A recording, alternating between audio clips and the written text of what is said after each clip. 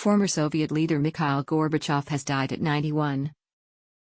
Former Soviet leader Mikhail Gorbachev, who played a central role in ending the Cold War, died Tuesday at the age of 91.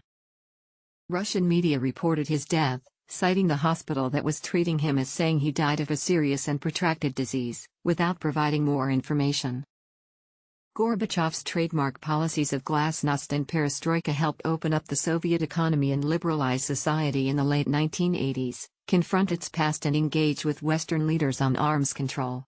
He also oversaw the withdrawal of Soviet troops from about a decade-long military campaign in Afghanistan, as well as the USSR's handling of Chernobyl. Awarded the Nobel Peace Prize in 1990, he was seen by many abroad, including President Ronald Reagan, as a visionary. But his legacy is complicated at home, where many viewed him as the man who engineered the collapse of the Soviet Union. He was born in 1931 in Privolnoye, a village in southern Russia. He was the son of peasants and knew how to operate farm equipment. He also knew the horror of war.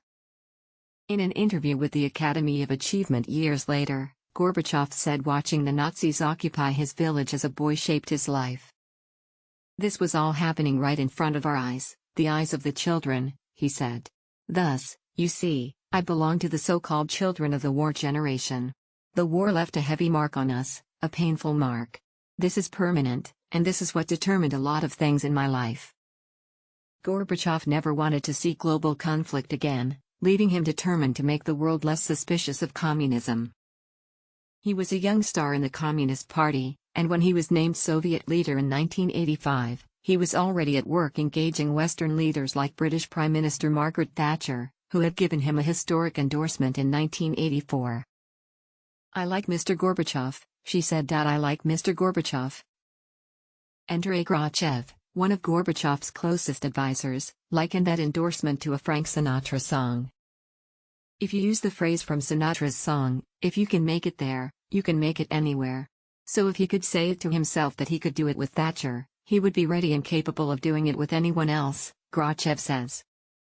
Grachev traveled with his boss to Paris in 1985 for a news conference with French President François Mitterrand. Gorbachev's staff was used to distributing scripted questions for Soviet reporters. But Gorbachev did the unthinkable, he fielded whatever questions reporters felt like asking. As he said, "I have my shirt wet, like working in the field.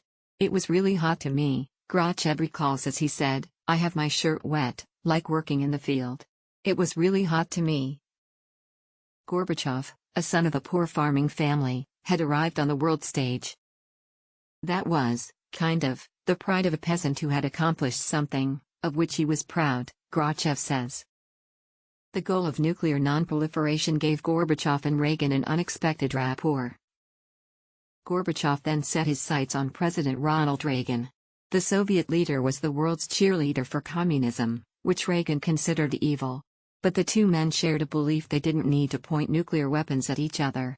Reaching for that shared goal gave them an unexpected rapport. "Though my pronunciation may give you difficulty, the maxim is, devri, no pravri, trust but verify," Reagan famously said at their meeting.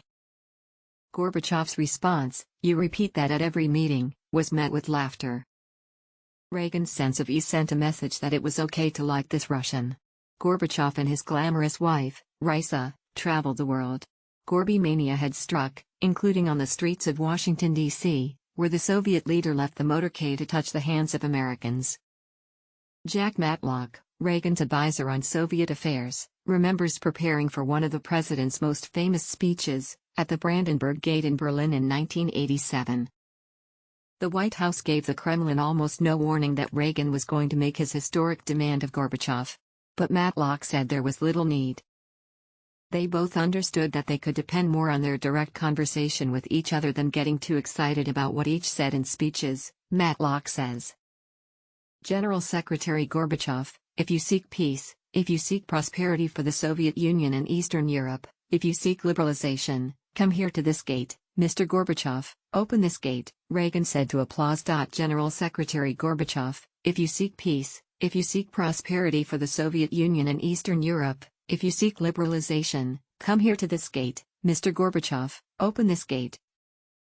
Matlock notes that though Reagan's speech was made in 1987, the Berlin Wall came down in 1990. A lot happened in between those two events, and there was no direct cause and effect, he says. In fact, a lot happened after 1987 that was not in Gorbachev's plans at all. One misconception about the man is that he favored breaking up the Soviet Union. Not true. Gorbachev believed he could reform the Communist Party and make a more open society, while keeping Soviet power intact. Instead, the republics of the Soviet Union sensed the opportunity to break free. Inside Russia, Gorbachev's system of perestroika, his push for a more market-style economy and his call for democratic elections were unleashing chaos. Although he won the Nobel Peace Prize in 1990 for his actions on the world stage, at home, Gorbachev was losing support.